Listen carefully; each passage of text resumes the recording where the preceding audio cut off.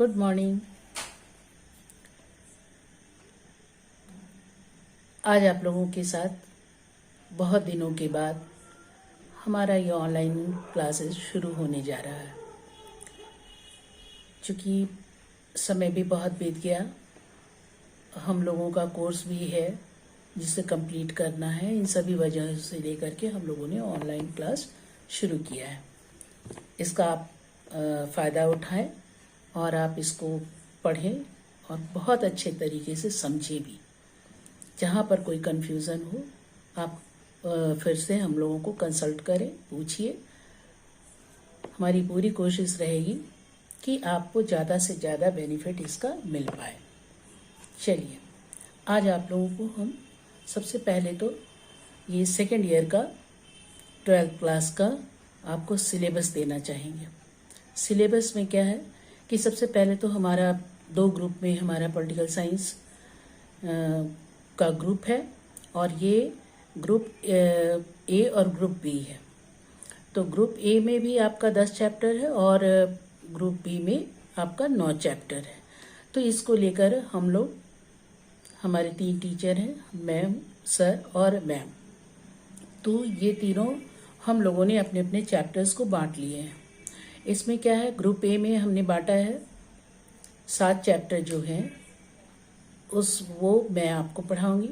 उसके बाद सर है वो लेंगे और ग्रुप बी में आ जाएगा वो मैम लेंगी आपका। वैसे आपका जहाँ पर कोई भी कन्फ्यूज़न हो, कोई भी आपको अगर नहीं समझ में आती है तो फिर से हम इसको डिस्कस कर लेंगे, ठीक है।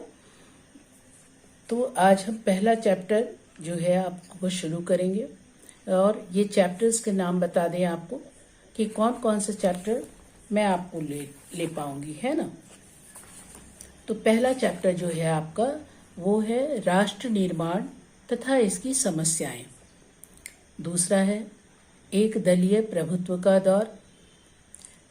तीसरा है नियोजित विकास की राजनीति, political science of plan development, Bharat के विदेश संबंध, इंडियाज एक्सटर्नल रिलेशन, कांग्रेस व्यवस्था की चुनौतियां तथा उसका पुनर्स्थापन।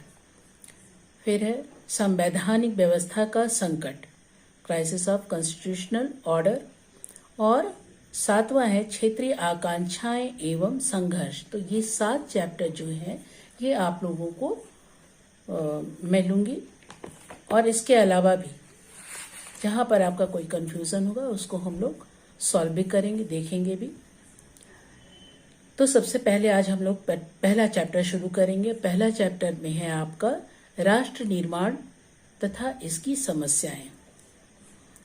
हम बात कर लें भारत के इतिहास की, क्योंकि इतिहास के दिनों में हम लोगों ने देखा है कि हमारे भारत पे मुगलों का शासन, राजाओं का शासन, उसके बाद अंग्रेजों का शासन, बहुत तरह से हमारे भारत किसी ना किसी के अंतर्गत ही रहा है। तो ये सभी चीज़ें जो थी, राजाओं के शासन तक तो फिर भी ठीक था, लेकिन अंग्रेजों की गुलामी हम लोगों को झेलना पड़ा और ये बहुत ही समझिए कि इसको हम लोगों ने बहुत कष्ट करके झेला है और बहुत मुश्किल से अपनी स्वतंत्रता को हासिल की है। इन सभी चीज़ों से हम लोग वाकिफ हैं। हम लोग जानते हैं कि किस तरह से हमारे भारत को आज़ादी दिलाने में हमारा भारत अपने परिवार को, अपने लोगों को कुर्बानियाँ भी दिया है, कुर्बानी भी दी है। तो इन सभी चीज़ों के हालात को देखते हुए हम कह सकते हैं कि हमारे भारत को स्वतंत्रता बहुत ही मुश्किलों के बाद मिल पाई है। जब हमारे देश को, भारत को स्वतंत्रता मिली, वो दिन एक उत्साह भरा दिन था, एक महोत्सव का दिन था, एक उत्सव का दिन था। तो इन सभी चीज़ों को तो हम लोगों ने देखा है, जानते भी हैं, पिछले क्लासों में हम लोग पढ़ा भी है। तो इन सभी चीज़ों को देखते हुए जब भारत को आज़ादी मिली 15 अगस्त 1947 को भारत को स्वतंत्रता मिली। 200 वर्षों के शासन के बाद अंग्रेजों ने भारत की को सत्ता सौंप दी और संविधान सभा को प्रथम प्रधानमंत्री ने संबोधित करते हुए राष्ट्र के नाम अपने संदेश दिए। ये इतना ओजस्वी पूर्ण भाषण दिया कि सभी लोग अपने प्रधानमंत्री से गदगद हो गए और हमें लग रहा था इतनी कि हम सारे प्रयास, चूंकि भारत तुरंत आज़ाद हुआ था, अभी इसके पास बहुत सारी कमियां तो थी, क्योंकि हमने अभी तक अपने भारत को उस तरह से नहीं देख पाया था और ये स्वतंत्रता हमारे लिए बहुत बड़ी चुनौती भी थी, खुशियां भी थी, साथ ही साथ थोड़ी सी तकलीफ भी थी। वो तकलीफ क्या थी? हमारे भारत देश का विभाजन हो। तो ये विभाजन वाली जो बात है, ये हमारे भारत जब आज़ाद नहीं हुआ था उसके पूर्व से ही ऐसी बातें चल रही थी। चूंकि मुस्लिम संप्रदाय के लोग भारत के तहत द्विराष्ट्र सिद्धांत को मानते थे। द्विराष्ट्र का मतलब क्या है? द्विराष्ट्र का मतलब हो जाता है कि एक भारत यानी हिंदू संप्रदाय और दूसरा मुस्लिम संप्रदाय। लेकिन उस समय की व्यवस्था ये थी, चूंकि मुस्लिम संप्रदाय अपने संप्रदाय के विकास के लिए, उनकी उन्नति के लिए और अपने तरीके के कार्यों के विकास के लिए वो चाहते थे कि उनको अपनी तरह से शासन व्यवस्था उनको मिलनी चाहिए। तो ये बात उन्होंने स्वतंत्रता से पूर्व ही रखी थी, ऐसी बातों को। और उन्होंने ये यहाँ तक भी कहा था कि हम अपने स्वतंत्रता संग्राम में तभी आपका साथ देंगे जब ये इन बातों को माना जाएगा। तो ये बात उस समय स्वीकार भी कर ली गई। हालांकि कांग्रेस के लोग ये नहीं चाह रहे थे, यहाँ हमारे जितने नेता थे वो नहीं चाह रहे थे कि ऐसी कोई व्यवस्था हो जिससे हमारे देश का विभाजन करना पड़े, क्योंकि ये पहले से ही निश्चित किया गया था, तय कर लिया गया था कि हमारे भारत को स्वतंत्रता दिलाने में सिर्फ हिंदू या मुस्लिम नहीं थे, बल्कि इसके अंतर्गत हमारे देश के अंतर्गत रहने वाले अन्य समाज के लोग, अन्य बिरादरी के लोग, अन्य जाति के लोग, अन्य धर्मों के लोग, अन्य भाषा भाषी के लोगों ने भी अपना योगदान दिया था। सबके सहयोग से, सबकी मदद से इतनी बड़ी बात हमारे भारत को स्वतंत्रता मिल पाई थी। लेकिन यहाँ पर मुस्लिम संप्रदाय के लोगों का मानना था कि ये सिर्फ द्विराष्ट्र व्यवस्था है, यानी हिंदू और मुस्लिम।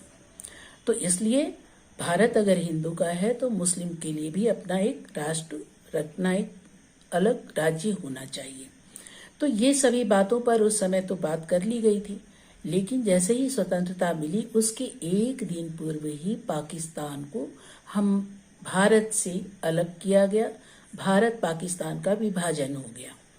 अब यहाँ पर मुस्लिम संप्रदाय के लोगों ने 1906 में ही मुस्लिम लीग की स्थापना की थी, जिसमें अपने समाज के विकास के लिए, अपने राष्ट्र के विकास के लिए जो भी अपना उनका तरीका होगा, अपना नज़रिया होगा, धर्मों को लेकर के अपनी उनकी सरकार बनेगी। जब ये समय आ गया तो उन लोगों ने अपने पाकिस्तान में चले जाने की व्यवस्था कर ली और भारत के भी जितने मुस्लिम संप्रदाय के लोग थे उनसे भी ये कहा गया कि आप पाकिस्तान चले आइए। और पाकिस्तान के हिस्से में जो हिंदू बिरादरी के लोग थे उनसे भी ये कहा गया कि आप यहाँ पर पाकिस्तान से भारत चले जाएं या अपने हिंदुस्तान चले जाएं।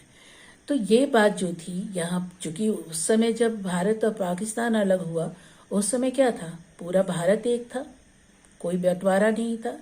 तो हमारे देश के अंतर्गत कश्मीर से कन्याकुमारी और इधर कह लीजिए कि उत्तर दक्षिण पूरब पश्चिम तक पूरे जाति बिरादरी के लोग भरे हुए थे। तो यहाँ पर ये नहीं ऐसा कहा जा सकता था कि किस क्षेत्र को पाकिस्तान को दिया जाए, ये भी एक सोचने वाली बात थी।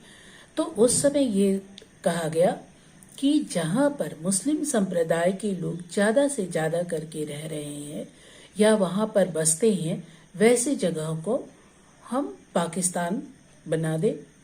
तो ये बहुत देखते हुए हमारे देश के अंतर्गत ये पूरब और पश्चिम के क्षेत्रों में ज़्यादा मुस्लिम संप्रदाय के लोग बस रहे थे।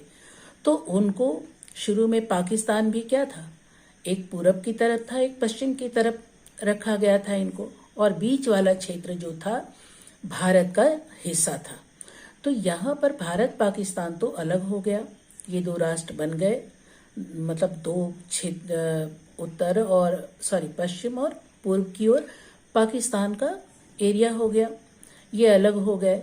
लेकिन इसकी ये हम लोग जरूर सब अच्छा तो नहीं लग रहा था, क्योंकि हमारे भारत का बंटवारा हो चुका था और हमारे देश में ये कहा गया था हिंदू बिरादरी या के लोग को भी भारत में अपनी तरह से व्यवस्था करनी चाहिए। लेकिन हमारे भारतीय संप्रदाय में ये भी निश्चित कर लिया गया था कि भारत को जब आज़ादी मिलेगी तो हम लोकतंत्र की पद्धति को अपनाएंगे, हम स्वतंत्रता के साथ साथ अपना संविधान, अपनी सरकार जब बनाएंगे तो वो होगा लोकतंत्र की सरकार, है ना। तो इसके अंतर्गत हम लोग ये भी देखे थे, और लोकतंत्रता या हम स्वतंत्रता के साथ साथ हम ये भी देखे कि हमारे भारत के अंतर्गत सभी लोगों का महत्वपूर्ण योगदान रहा, चाहे वो किसी भी समाज से हो, किसी भी बिरादरी से हो, कहीं पर के भी रहने वाले लोग हों, सब लोगों ने भारत को एकजुट होकर के स्वतंत्रता दिलाने में अपना अपना पूरा योगदान दिया। तो इस योगदान के तहत उनको भी एक रिवॉर्ड के रूप में अपने भारत को देना था। तो भारत ने ये निश्चय किया कि हमारे देश में लोकतांत्रिक व्यवस्था की जाएगी, जिसमें सभी समाज के लोगों को, सभी क्षेत्र के लोगों को, सभी राज्य के लोगों को, पूरे भारत के लोगों को एक सम्मानपूर्ण अधिकार दिया जाएगा। तो ये अधिकार क्या था, हम सभी तरह से हमारे देश में जितने भी कानून बनेंगे सभी लोगों के लिए बनेंगे, सभी लोगों के हित के लिए बनेंगे। ऐसा नहीं कि कोई समाज में रहने वाला कोई अलग जाति का हो, कोई अलग बिरादरी हो तो उसको स्पेशल ट्रीट मिलेगा या उसको स्पेशल राइट्स मिलेंगे, ऐसा कुछ नहीं था। बल्कि हमारे समाज में चाहे वो शीर्ष पर बैठा हुआ हमारा राष्ट्रपति हो, प्रधानमंत्री हो या एक आम जनता हो, तो इन सभी के अधिकार, उन सभी का मान सम्मान एक रहेगा। तो ये सभी चीज़ों को देखते हुए हमारे भारत में जो स्वतंत्रता मिली, इसकी जो व्यवस्था की गई थी वो पहले ही हो गई थी। ये बातें पहले से ही तय कर लिया गया था कि किस तरह से हमारे भारत को स्वतंत्रता के पश्चात लोकतंत्र की स्थापना करनी है, अपनी सरकार बनानी है। लोकतांत्रिक व्यवस्था के आधार पर हम अपने देश की सरकार को चलाएंगे। तो इन सभी चीज़ों को देखते हुए, इन सभी को देखते हुए हम ये कह सकते हैं राष्ट्र निर्माण और इनकी समस्याओं के तहत हम राष्ट्र निर्माण का उद्देश्य क्या होता है, राष्ट्रीय चेतना का विकास करना। इनके सामने सबसे पहले तो हम लोगों ने देखा कि इसके हमारे भारत के राष्ट्र निर्माण में सबसे बड़ी चुनौतियां थी। ये चुनौतियां प्रमुख रूप से 3 बातों को लेकर की थी। ये कौन कौन सी बात थी? एक तो थी अखंडता और एकता। एकता अखंडता ये था कि हमारे इतने बड़े भारत में इतने बड़े जन समूह को, जिसमें बहुत सारे जाति बिरादरी के लोग भी रह रहे हैं, तो इन सभी को एक एकता और अखंडता के रूप में जोड़ पाना, एक सूत्र में पिरो पाना कैसे हो पाएगा, ये बातों को लेकर के चिंता भी थी और ये एक चुनौतीपूर्ण दौर भी था। दूसरी बात ये थी कि हमें अपनी स्वतंत्रता को, अपनी लोकतांत्रिकता को किस तरह से बरकरार रखते हुए इस पर हमको काम करना है। और तीसरी बात थी कि जन कल्याण के लिए विकास के कार्यों को करना है, यानी हमारी सामाजिक, आर्थिक, राजनीतिक सभी व्यवस्थाओं को मजबूती से आगे बढ़ाना है, जन कल्याण के लिए काम करना है।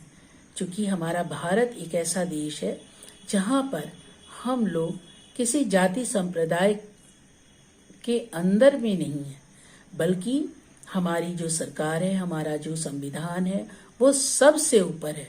हालांकि सभी को सम्मान आदर दिया गया, सभी जाति बिरादरी सभी को एक कहिए कि हमारे देश के अंतर्गत, हमारे संविधान के अंतर्गत एक समान माना गया है। तो ये तीनों बात जो थी, ये सबसे बड़ी चुनौती के रूप में हमारे भारत के सामने थी। तो ये ऐसा समस्या जो था जिसके अंतर्गत सबसे बड़ी बात जो थी वो था एकता और अखंडता को बरकरार रखना।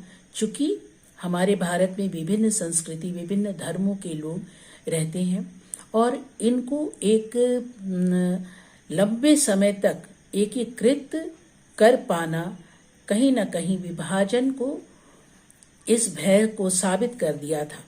भारत के भविष्य की गंभीर चिंताएं थी। भारत को कैसे एकत्रित किया जा सकता है और ये कैसे हो पाएगा, इन सभी चीजों को लेकर स्वतंत्रता से पूर्व ये पहली चुनौती थी। दूसरी चुनौती थी हमारी लोकतंत्र की स्थापना। दूसरी चुनौती ऐसे लोकतंत्र की स्थापना की थी जहां पर लोगों को मताधिकार के साथ साथ मौलिक अधिकार, स्वतंत्रता, मौलिक अधिकारों की स्वतंत्रता हो। चूंकि भारत ने शासन और संसदीय प्रणाली अपनाई गई है यहाँ पर हमारे भारत में, तो राजनीतिक प्रतिद्वंदिता और प्रतिनिधित्व लोकतंत्र के आधार पर था। इसमें कोई संदेह नहीं है कि लोकतांत्रिक संविधान लोकतंत्र की स्थापना के लिए आवश्यक था। लोकतंत्र की स्थापना के लिए हमारे लोकतांत्रिक संविधान का भी होना जरूरी है, लेकिन विकासशील लोकतांत्रिक क्रियान्वयन के साथ साथ संविधान का कार्यान्वयन भी महत्वपूर्ण था। तो ये भी एक चुनौती थी हमारे सामने। और तीसरी बात जो थी वो थी विकास और जन कल्याण। यानी तीसरी चुनौती जो जन कल्याण था, उसके उपाय कुछ वर्गों के लिए नहीं होना है, सभी वर्गों के लिए होना है, सभी के लिए समानता थी। और सिद्धांत के साथ साथ सामाजिक, शैक्षिक, आर्थिक, सांस्कृतिक रूप से वंचित वर्ग और धार्मिक अल्पसंख्यकों की विशेष सुरक्षा का ध्यान रखा गया। और ये भी एक बहुत बड़ा मूल बिंदु था कि कैसे हमारे देश में सभी जाति बिरादरी के लोगों को एक साथ लेकर के सभी के लिए, सभी के हितों के संबंध में बात को रखते हुए आगे बढ़ना है। तो ये तीन बातें जो थी, ये अक्सर आप लोगों को 2 नंबर के क्वेश्चन में या कभी कभी किसी भी ग्रुप में से ये क्वेश्चन पूछा जाता है कि भारतीय राष्ट्र के जब राष्ट्र निर्माण के सामने 3 कौन सी प्रमुख चुनौतियां थी, या कभी 2 कौन सी प्रमुख चुनौतियां थी, तो आप ये तीनों बातें लिखेंगे। ऐसे ही इस तरह से एक तो नहीं 2 नंबर के क्वेश्चन के लिए ये आते हैं, तो उसमें अगर आपको देना होगा तो आप तीनों के पॉइंट भी लिख दीजिएगा, तो आपका ये सही है।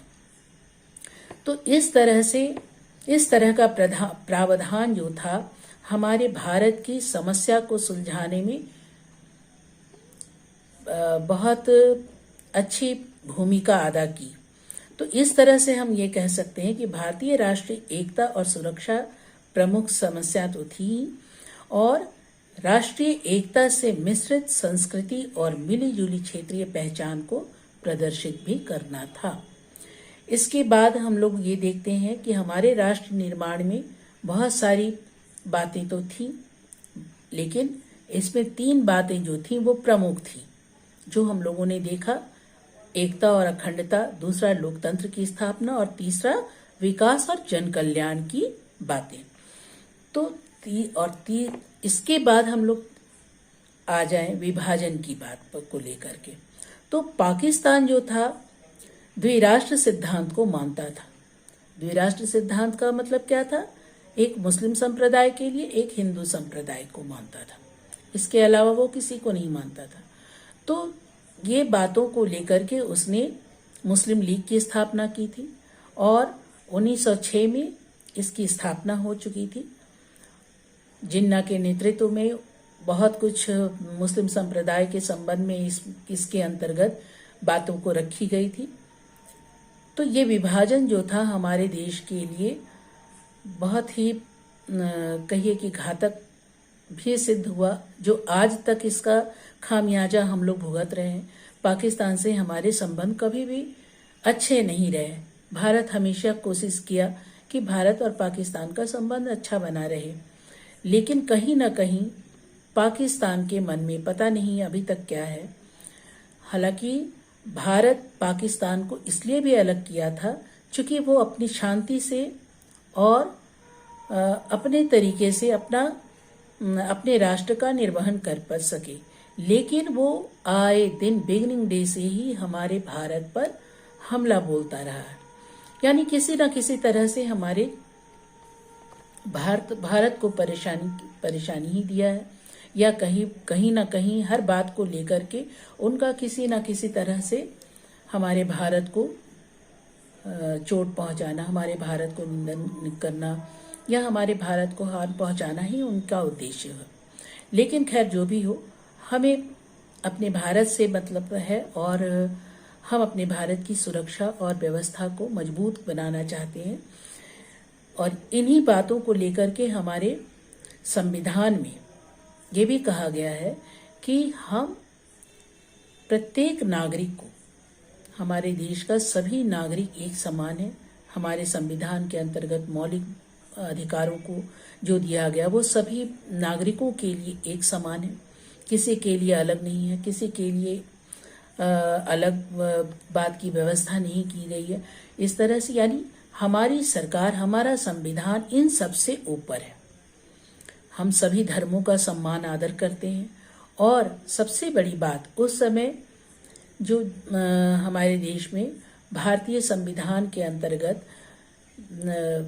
बात जब आई हमारी सरकार की, तो हमारी सरकार ने हमारे भारत को समाजवाद देश बनाने का प्रयास किया। यानी हम समाज से के सभी वर्गों का सम्मान करने हेतु अपने संविधान को उसी तरह से व्यवस्थित किया है। यानी हमारे मौलिक अधिकार, हमारे अपने सभी तरह के अधिकार जो हैं सभी लोगों को एक समान दिए गए हैं। इसके बाद था, जैसे ही हमारा भारत और पाकिस्तान अलग हुआ, हमारे क्षेत्र की बात तो निश्चित हो गई कि पाकिस्तान किधर बनेगा, पाकिस्तान किधर दिया जाएगा। इसके बावजूद भी हमारे देश से भी, यहाँ के रहने वाले मुस्लिम संप्रदायों से भी इस बातों को कहा गया कि अगर स्वेच्छा से अगर कोई भी मुस्लिम संप्रदाय का लोग पाकिस्तान जाना चाहता है वो जा सकता है, और अपनी इच्छा से उनके साथ भारत किसी तरह की जबरदस्ती नहीं करेगा। लेकिन वहाँ पर क्या था कि अल्पसंख्यकों की व्यवस्था सब दोनों देशों में हुई। पाकिस्तान में हिंदू बिरादरी के लोग अल्पसंख्यक हैं और हमारे भारत में मुस्लिम संप्रदाय के लोग अल्पसंख्यक थे।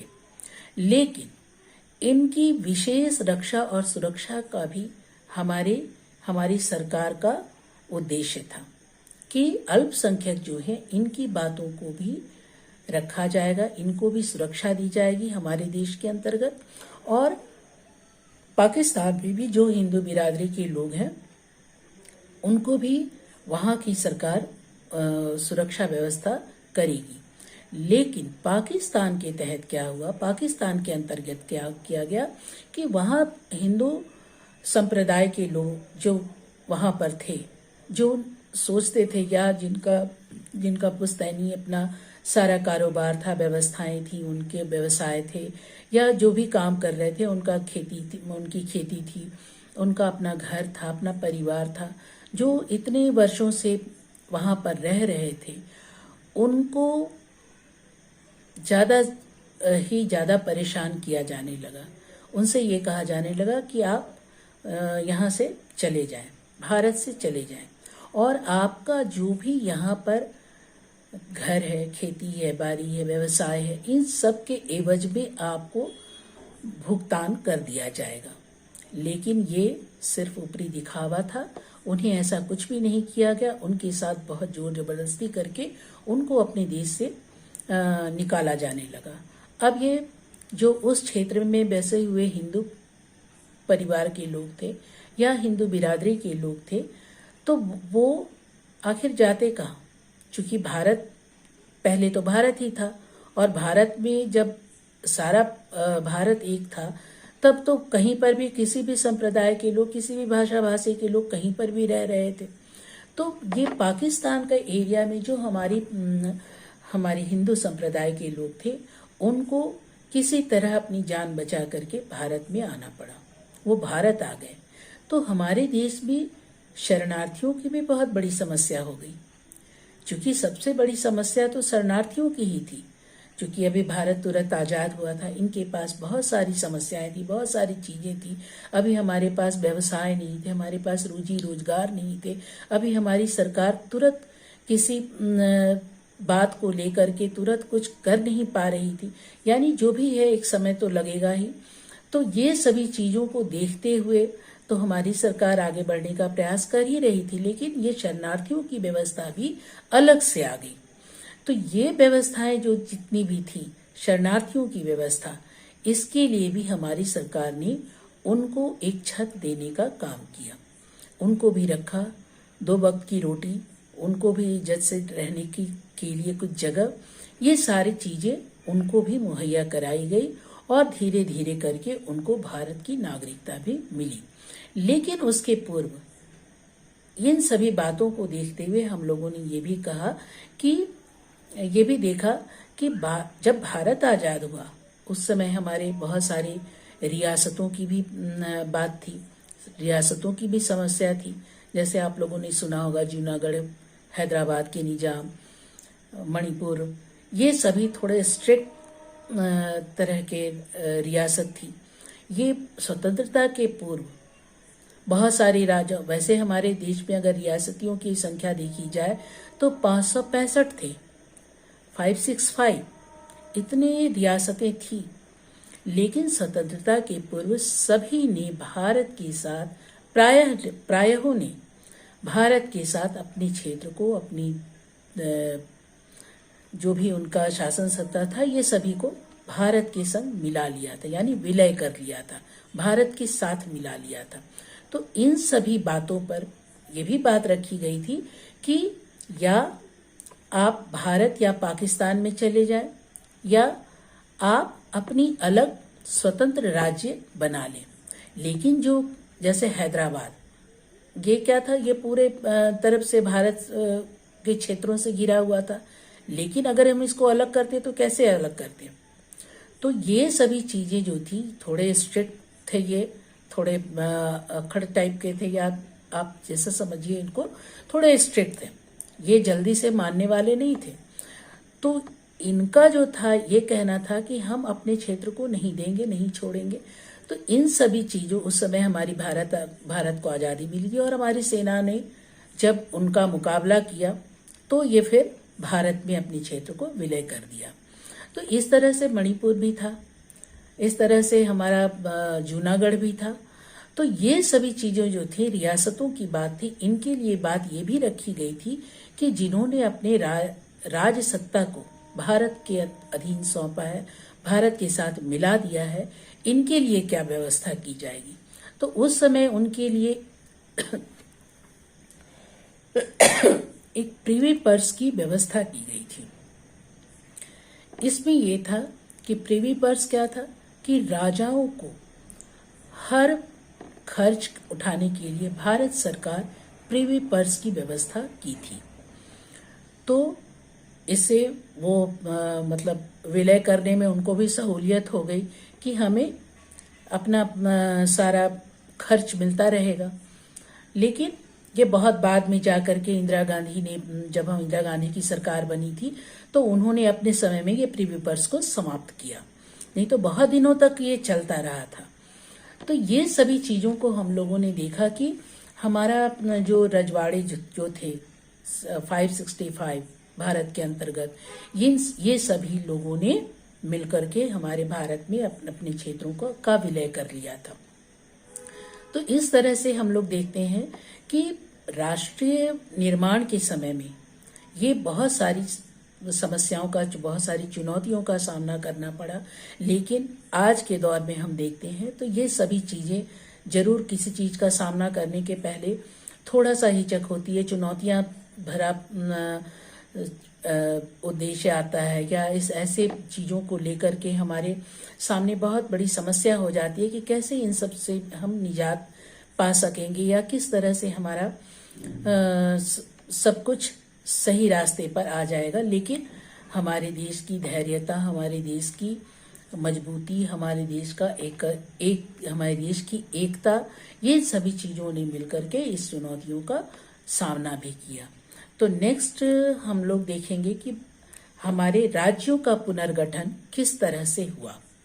यानी ये भी बात पहले से तय थी, जब हमारे देश में को आज़ादी नहीं मिली थी, कि हम अपने देश में किस तरह से राज्यों को बनाएंगे। तो उस समय राज्य कितने थे? 14 राज्य थे और 3 संघ शासित राज्य था। तो ये सभी चीजें उस समय ये रखा गया था कि भाषा के आधार पर हम राज्यों की व्यवस्था करेंगे। तो ये राज्यों का जब ये तो हम कह सकते हैं कि स्वतंत्रता के पूर्व की बात थी, लेकिन जब स्वतंत्रता के पश्चात हम लोगों ने देखा कि अगर हम भाषा के आधार पर अपने राज्यों का अलगाव करेंगे, अलग करेंगे, राज्यों को बनाएंगे, तो ये भी एक बहुत बड़ी समस्या हो जाएगी। क्योंकि ये भी ऐसा कहना शुरू कर सकते हैं बाद में कि हम भाषा भाषी को लेकर के एक अलग क्षेत्र दे दिया जाए। जिस तरह से पाकिस्तान अलग हो गया तो भाषा भाषी के लोग भी अलग होने न लग जाए। तो ये भी बहुत बड़ी एक समस्या थी। तो इस बातों को तुरंत नहीं माना गया था, लेकिन ये बात भी रखी गई थी। और 1953 में तेलुगु भाषा के लोगों को के आधार पर राज्य का निर्माण किया गया था, और ये आंध्र प्रदेश था। सबसे पहले भाषा के आधार पर राज्य जो बना था वो आंध्र प्रदेश का राज्य था। तो नेक्स्ट हम लोग ये में देखेंगे कि किस तरह से और हमारे विभाजन में और हमारी सरकार का रुख राज्यों का गठन और पुनर्गठन कैसे और किस तरह से हुआ, ये हम लोग सभी देखेंगे, है ना? ठीक है, ओके।